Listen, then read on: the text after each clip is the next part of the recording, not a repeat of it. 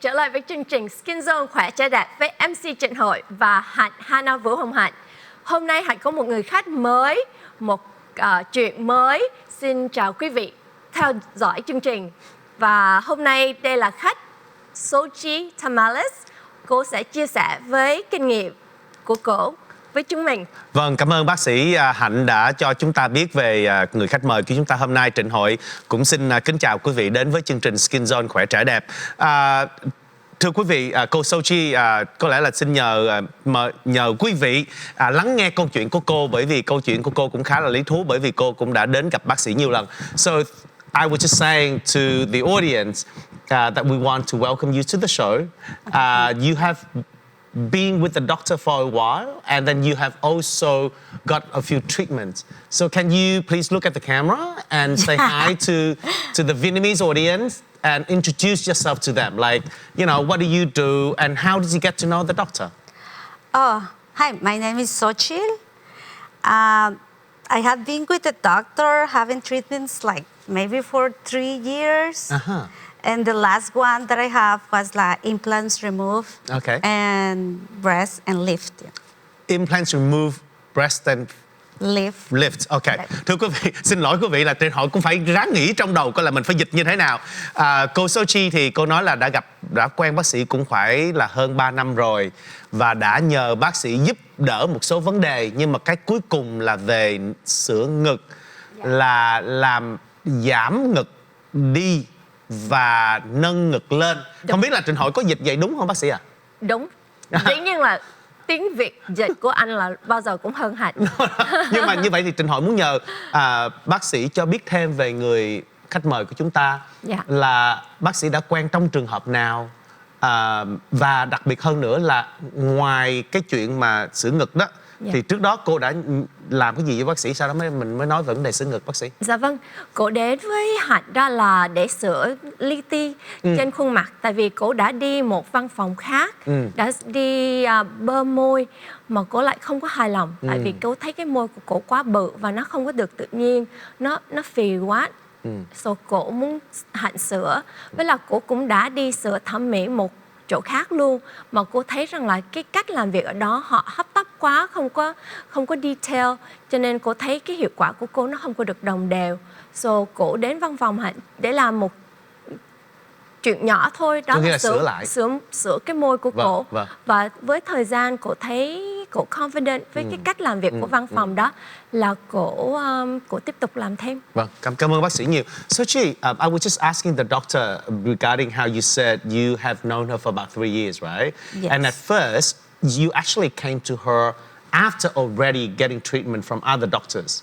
Correct. But then apparently you were not so happy because the result was not what you wanted.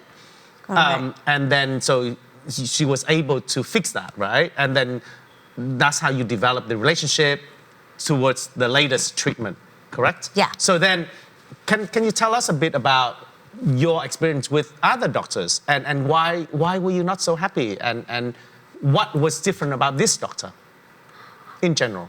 Okay, I like her because she takes her time, and I don't want to be like, how can I say?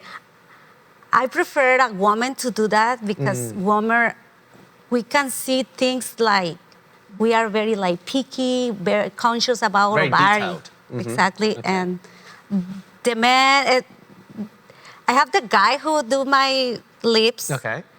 And he was like doing a surgery, and he takes a break and he goes and like quickly doing my lips, and it was like so like doesn't look natural. Right, I see. Một trong những điều mà Trinh Hoi muốn hỏi cô Xochitl là rõ ràng là hôm nay cái chủ đề chúng ta là về làm sữa ngực, nhưng mà tại vì cô cũng đã đến với bác sĩ qua những vấn đề khác, và cái điều mà Trinh Hoi muốn cô chia sẻ đó là cái sự khác biệt giữa bác sĩ Hạnh và những bác sĩ khác. Tại vì chính Trinh Hoi đây cũng không có biết rõ tại từ nào chỉ làm việc với bác sĩ Hạnh mà thôi. Thì cái điều mà cô nói rằng là cô thích thứ nhất là tại bác sĩ Hạnh là phụ nữ, và vì phụ nữ họ có có con mắt khác, con mắt nó tinh xảo hơn và để ý nhiều hơn, không giống như cái người bác sĩ nam mà cô đã đi rồi thì cô có cảm giác như người đó đã không có để ý đủ về cái ca chích thuốc vào môi phải không bác sĩ? Dạ. Để cho môi nó lớn, nhưng mà cô nói là tại nó lớn quá thành ra nó không có nhìn tự nhiên. Và cô thấy là bác sĩ take her time, có nghĩa là từ từ làm cho cái giống như cái điều mà khách hàng muốn. Cái này có thể là mình nói về vấn đề dịch vụ hay về con mắt thẩm mỹ bác sĩ? Cái này là tại sao bác sĩ? Hạnh nghĩ rằng là cả hai. Cả hai. Dạ, dịch vụ là văn phòng của Hạnh đó là từ cái cú phone gọi đến văn phòng và tiếp khách, và cách mà tụi này giữ information là cái gì cũng technology hết, trên tablet thôi, chứ bây giờ không có ghi giấy tờ nữa trên giấy tờ. Rồi thứ hai đó, lúc nào cũng chụp hình, cho nên có hình before and after ráp liền cho khách nếu mà khách muốn thấy. Rồi lúc mà Hạnh làm đó là Hạnh trước nhất phải nghe cái đòi hỏi của khách, phải coi Hạnh có hiểu cái tâm lý của khách muốn cái result là gì, rồi từ đó Hạnh mới làm như ý từ từ, chứ không phải là Hạnh nghĩ rằng là cái đẹp đó là như ý của Hạnh rồi Hạnh làm như ý của Hạnh thôi. Hạnh phải làm như ý của khách. So sometimes Hạnh phải take time để hiểu biết, cái đó là cái quan trọng nhất. Take the time. Cảm ơn bác sĩ. But Xochitl, I want to ask you about the particular treatment on the lips. How long did you do it and you didn't feel comfortable with it before you went to see the doctor? Did you let it happen for a while and then you just felt so uncomfortable and then you had to go and see the doctor? And what was the result like with your lips? Like more unnatural. And you know, another thing, like another doctors, they forget more money. They say, oh, you can more and more. And she's not focused on that. She's focusing, you know, see the more natural. And what do you need? Right. So then compare that result before and after. So how happy were you with the first treatment? Let's say out of 10. 1 out of 10, what were you? 10. After her? 10. 10 out of 10. Yeah, Wow. was a big difference. Wow. But before that, what was it? Was it? It was 5 to like 10 a or? 5. Wow. It was like a 5. It Wow. wasn't And then natural. Wow. So thưa quý vị, Trinh Hoi hỏi một cái câu Trinh Hoi nghĩ nó hơi cũng là đường đột với một người phụ nữ, nhưng mà phải hỏi là bởi vì đây là show của mình. Trinh Hoi hỏi rằng là cô đã thấy được ở sự khác biệt nào, và cái niềm vui của cô nếu mà phải cân đo đong đếm đó, thì nó khoảng bao nhiêu? Thì cô nói là đầu tiên cô thích bác sĩ là bởi vì những bác sĩ khác có thể là họ vì tiền, cứ bơm vô nhiều thì càng bơm nhiều thì là càng bác sĩ được nhiều tiền, nhưng mà nó lại không nhìn đẹp. Nhưng mà đối với bác sĩ Hạnh thì theo lời cô nói là bác sĩ nhìn vào gương mặt của người phụ nữ đó và bác sĩ sẽ cho biết cái ý kiến. Thì trong trường hợp của cô đó là trước khi cô đến với bác sĩ sửa môi thì cô không có vui, cô không được hài lòng, chỉ là 5 trên 10. Nhưng mà khi mà cô gặp bác sĩ và sau cái kết quả đó rồi thì nó là 10 trên 10. Bác sĩ nghe vậy cảm thấy thế nào bác sĩ? Nghe thấy mắc tai quá. Nghe mắc tai. Yes. I asked the doctor, like, how do you feel? After hearing that feedback, she said she feels great. Bác sĩ còn điều gì muốn nói nữa không trước khi mà Trinh Hoi muốn nói về chủ đề sữa ngực hôm nay bác sĩ? Hạnh muốn nói rằng là nếu mà quý khách có cái gì mà thấy khuyết điểm trên khuôn mặt hay cơ thể đó thì cứ đến tham khảo với bác sĩ, không phải là đến với Hạnh không, nhưng mà đến với bác sĩ để mình hiểu biết thêm, rồi từ đó mình mới quyết định được mình muốn cái gì. Sometimes mình có một ý kiến trong đầu nhưng mà thiệt ra nó không có thực hiện được. Đó là cũng là một cái role của bác sĩ để cho như là dạy cho chỉ chút cho khách hàng biết. So là consultation là một cái chuyện mà cần phải biết.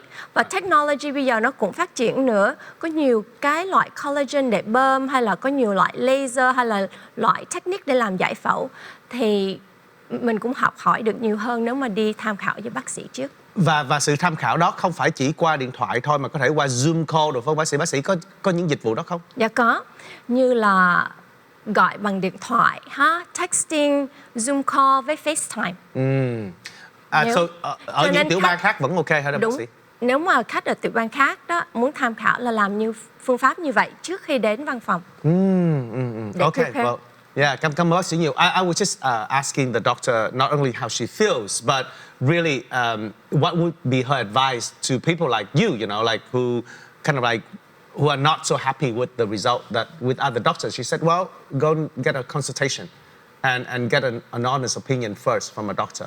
And so that was your experience. What I want to ask you about another thing is with your breast. Could you just share with us how long you had that as a condition before you asked the doctor to reduce and then to lift? Okay, I get the implants. And was a first mistake because it was so big for your size? Yeah. Right. And I stayed like for 10, 11 years. Wow. And I went to her and I asked her, what can I do? Because that's too big for me for workout and, you know, it's very uncomfortable. And she said, okay, I can... reduce it. Yeah, reduce it and take it out? Yeah. Một cái chủ đề hôm nay mà Trinh Hoi rất là muốn nói đến khi mà bác sĩ nhắc đó là vấn đề không phải này sữa ngực, nhưng mà sữa ngực bằng cách là lấy ra, phải không ạ? Thì cái này là chưa bao giờ chúng ta có cái chủ đề này.